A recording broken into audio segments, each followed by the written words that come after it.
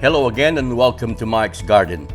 Today, we take our hats off to the first 100 subscribers of Mike's Garden YouTube channel. We really appreciate your subscription, and for that we would like to express our heartfelt thanks. In this episode today, we will be talking of a philodendron which is very popular, the Philodendron Rojo Congo or the Red Congo. We will also make mention of the most popular agave in South Australia, which is the Agave Attenuata.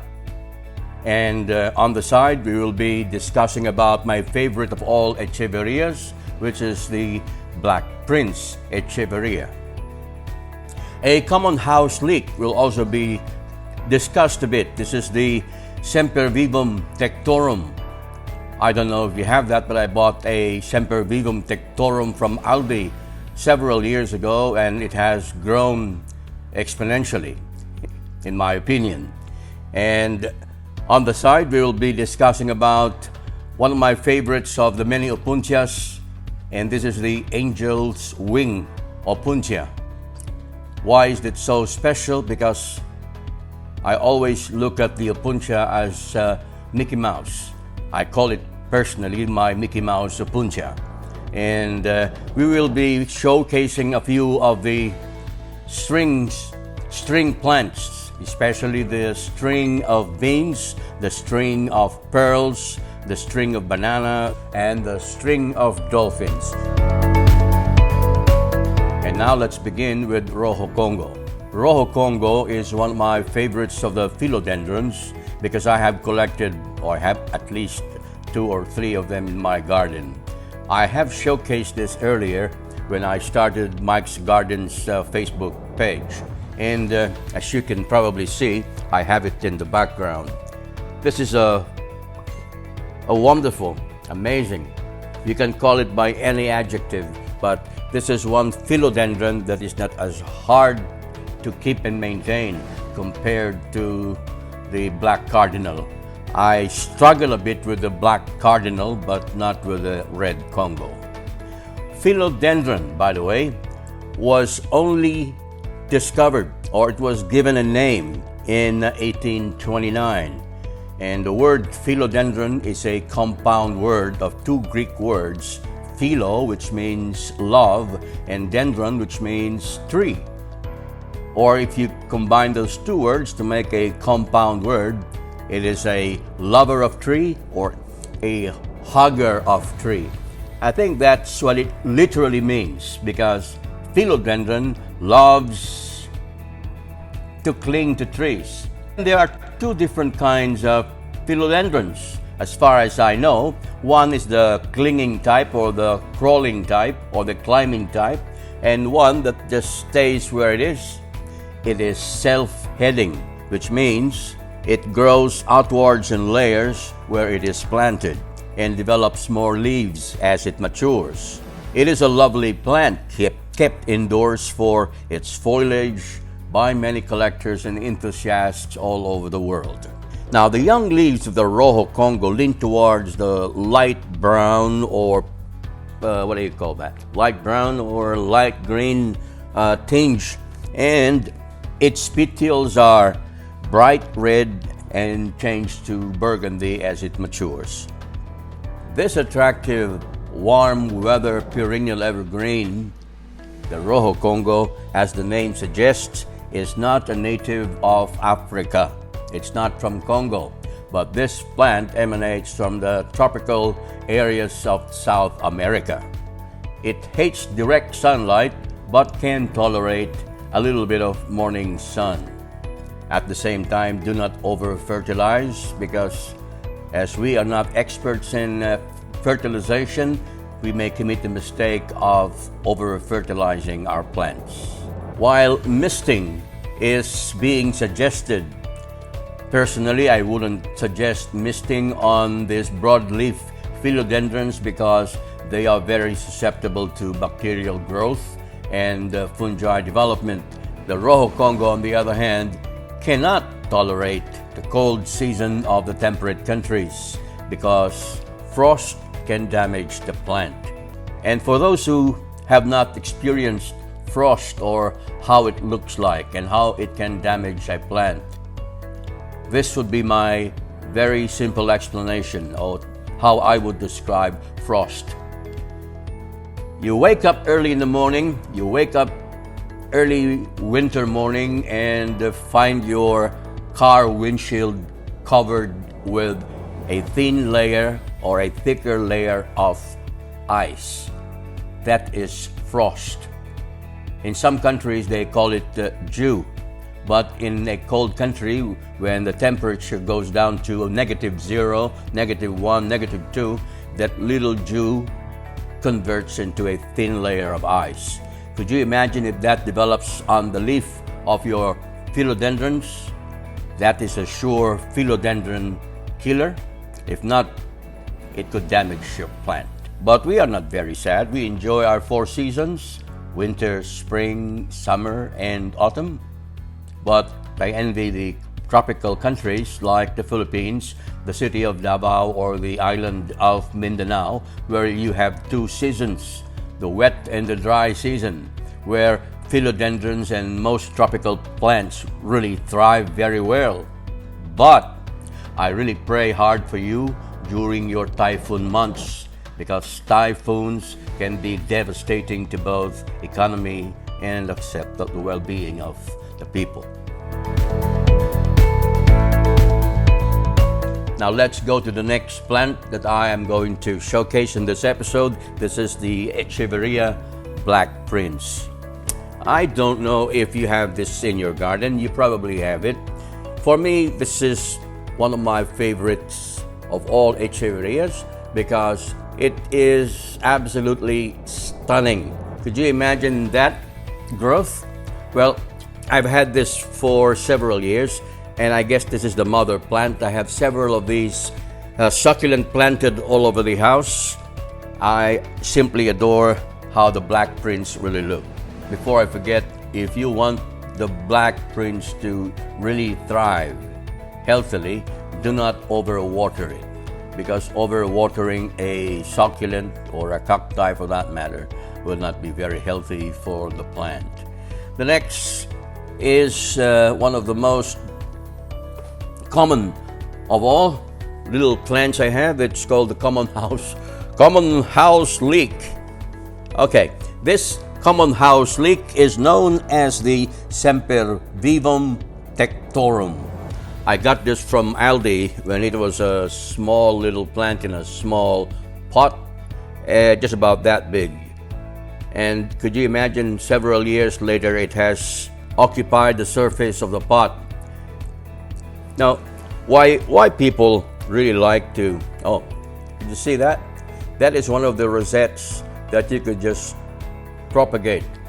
Put this in soil, wait for it for a few weeks, and it will definitely grow into one beautiful Sempervivum TECTORUM. Again, common house leeks. And look at this. That has a little bit of, the root system has developed, which means this is ready to go, ready to be planted. Sempervivum TECTORUM. Lovely when it's clumping the way it is. The way I am showcasing it to you right now, I really like it, and I want to keep it this way. It is very easy to maintain. Again, just don't overwater your succulents and your cacti collection. I did mention about the OPUNTIA. This OPUNTIA is one of my favorites. It is called the OPUNTIA Angel's Wings. But personally, I think the common name is a misnomer because it doesn't really resemble an angel's wings, but it resembles a Mickey Mouse. Could you look at that? Yeah. Can you see Mickey Mouse in that OPUNTIA? Maybe yes, maybe no, but again, that's for you to decide. Now, why I love this? I simply love this because of how it looks. No other reason. Plus, it is not as spiky or thorny as the other OPUNTIAs I have. This probably you can touch a bit without getting injured.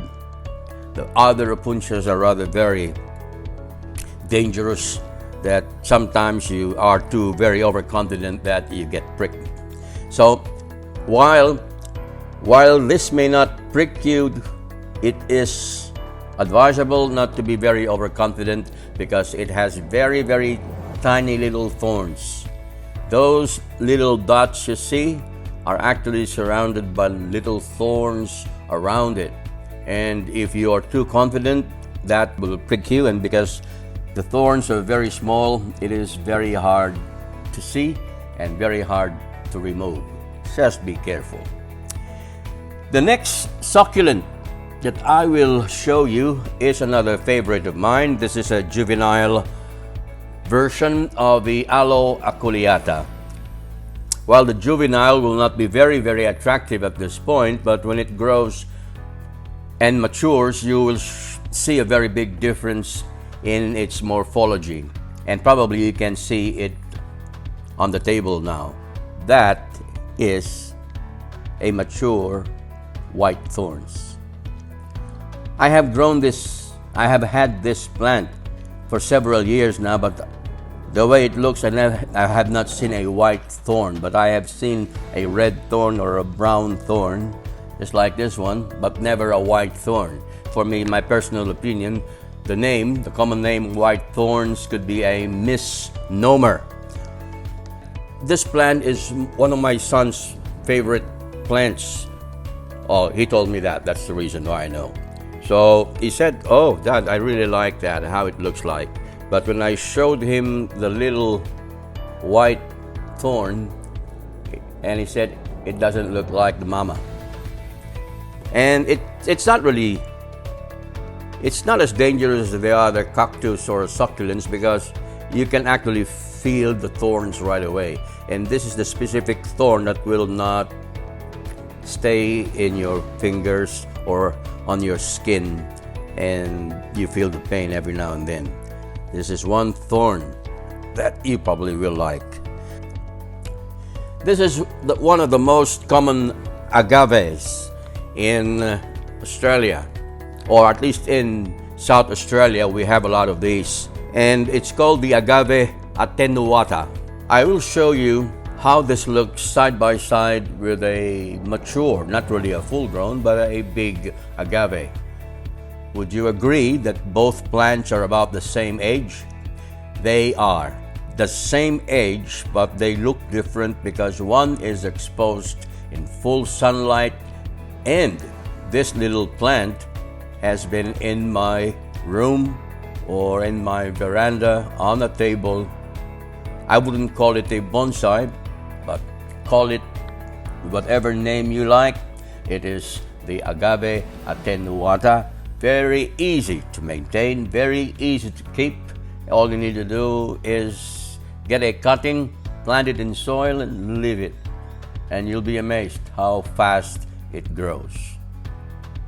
Now, let's talk about the string plants under the SENECIO genus. These are very, very special plants in my collection because I have kept several of them, and they behave differently depending on the number of hours it is exposed to sunlight. So I am referring to the string of pearls, the string of beans, and ultimately the string of dolphins. And the first one is the SENECIO ROWLEYANUS, also known as the string of pearls. The string of pearls, my first string of pearls, by the way, was given by a friend of mine, and she has given me this as a very small string cutting from her collection, and I have propagated that through the years, and I have made a lot of propagation from that little plant. And today I would like to show you one of the propagations from the mother plant. This is the string of pearls. I would just imagine back in the old days, people would probably play with it and put a string of pearls around their neck and imagine that it is a jewelry. The string of pearls will look like string of bubbles. That is probably the reason why it's called the string of pearls, I presume. I was telling you that the amount of sunlight the plant gets influences its growth or its morphology. This SENECIO radicans, or the string of beans, has been exposed to a lot of sunlight. It is exposed to outdoor sun or direct sun. So aside from really showing those little pods or little beans, the color also changes in this specific plant. You would see that some of it are a little bit reddish, and that's the influence of the number of hours it is exposed to sun. Could you imagine that and compare it with this?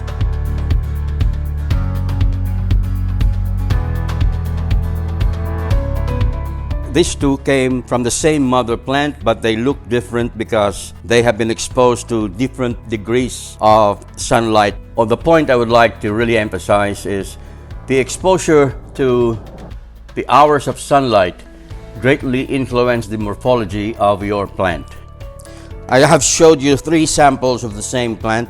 Earlier I told you that one is exposed to direct sunlight, the other one is under the shade, but this one is in between. So as you can see, you can call this the string of bananas now. And now the next plant I would like to show you in the SENECIO genus is the SENECIO peregrinus, popularly known as the string of dolphins. The string of dolphins, if you haven't seen it yet, is actually a hybrid. It is a cross between 2 SENECIO species, specifically the SENECIO ROWLEYANUS, the string of pearls, and the SENECIO articulatus, also known as the candle plant. When they bred both species of SENECIO, they came out with the peregrinus, the string of dolphins, or the SENECIO peregrinus. The leaves of the SENECIO peregrinus are a bit fleshy, but this one are pretty notched. If you could get a look at how that really looks like, the little notched crescents resembles dolphins. And the unbelievable shape of each leaf has a translucent little window, and that window allows sunlight to radiate inside the plant interior and helps the plant to tolerate low light. Well, I hope you enjoyed the episode of Mike's Garden today. And if you have any questions or if you have any comment, please do not hesitate. And for those who are new to the channel, please don't forget to subscribe and hit the notification bell. Thank you very much. And see you again on Mike's Garden.